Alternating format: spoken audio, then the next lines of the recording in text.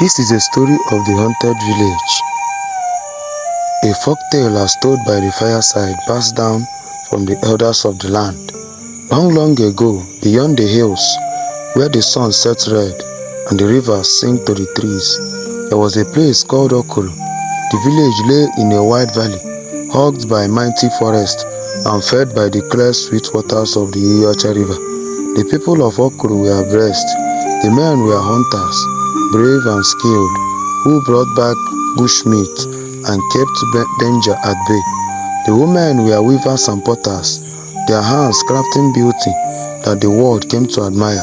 Even the children played in peace, their laughter echoing like music through the land. But as the elders say, when a land grows too contempt, evil grows jealous. One fateful evening, as the sun sank low and painted the sky in fire, a stranger came walking down the path into Okoro. He was tall, with skin as dark as midnight, and a cloak as black as the storm clouds. His face was hidden beneath a hood, and his staff creaked against the stones as he walked. The villagers, being a kind people, met him with warmth. "Welcome, traveler," said Ezenwoke, the village chief. "Come, share our fire, taste our yam and palm wine, and rest beneath our roofs." But the stranger spoke little. When he did, his voice was like the wind that rattles dry leaves before a storm. "I thank you," he said, "but I do not eat, I do not drink. I seek only shelter for the night." And so they gave him a place by the hearth in the chief's hut. The people of Okoro did not know they have invited death itself to their door. That night, the moon rose full and broad lead, casting a strange glow upon the land. The dogs whined and hid their faces. The goats bleated and pulled at their tethers. And when the villagers awoke at dawn, the stranger was gone, vanished without a trace, but he had left a curse behind. The river that once danced and sang was now dry, nothing but cracked earth and stone. The crops which only the day had stood green and strong were withered and blackened. The forest grew wide, its branches like claws, its shadows deep and hungry. But worst of all, when night fell, so too did the peace of Okoro. The winds carried voices, not the voices of the living, but of the dead, wailing, crying, whispering names. Shadows moved in empty doorways, and unseen hands knocked at windows. Children who went to sleep never woke again, their beds cold by morning.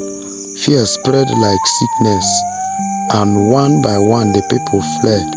Mothers carried their babies, old men leaned on sticks, families abandoned the homes their ancestors had built. Soon the proud village of Okoro was left empty, its huts crumbling, its paths overgrown. Only the spirits remained, bound to the land by the stranger's dark power. Many years passed. Okoro became a name only spoken in fearful whispers. Hunters avoided the valleys. Travelers hurried their step when near.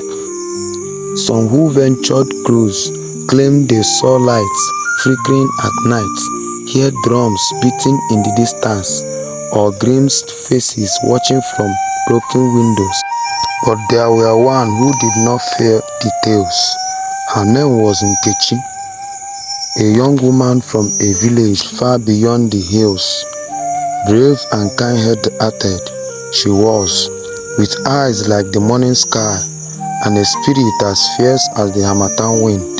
When she heard of Okoro's sorrow, she said, "If no one will help them, then God will help them." When Nkechi told the villagers that God sent her to Okoro to deliver the land, they all laughed mockingly at her. "This is clearly a suicide mission. Where men of war went and didn't return is where you want to go. Even your God will abandon you there, and evil spirits will make a good meal of you." These were the response of the villagers when she told them about the adventure she is about to embark on. But she has a burden for Okoro. Her heart is made up. So Nkechi set out, carrying with her a small bag containing some food and her Bible, while asking the Holy Spirit to lead her to the haunted village. The path was long and the forest thick, but she did not turn back. When she reached Okoro, the air was heavy and still. The village lay in ruins, roofs falling, doors hanging from hinges, weeds choking the once clean path. The sun seemed afraid to shine upon that place, but Nkechi walked on, her steps unsure.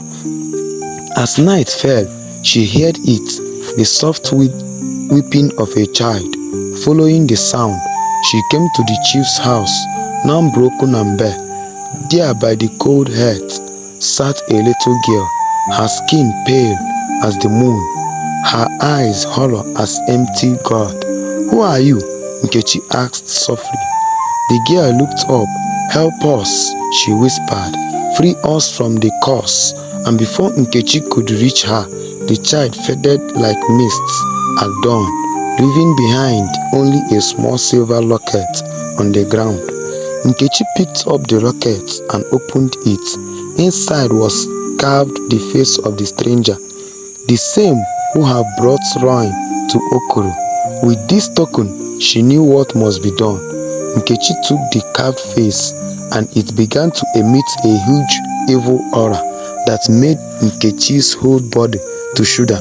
She immediately threw the carved face to the ground. The eyes of the face began to grow, and a huge black smoke filled everywhere, transforming into fierce-looking giant demons. They were staring down at Nkechi as if they are looking at an ant.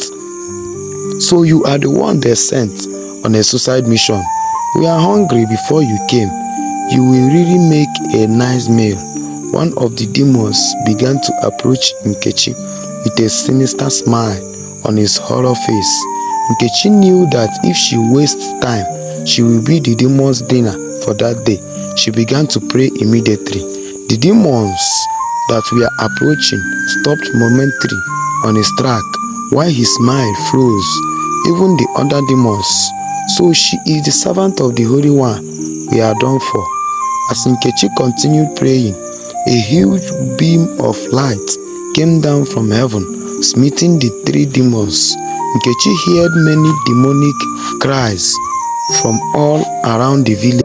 Finally, lights have entered, and darkness cannot comprehend it.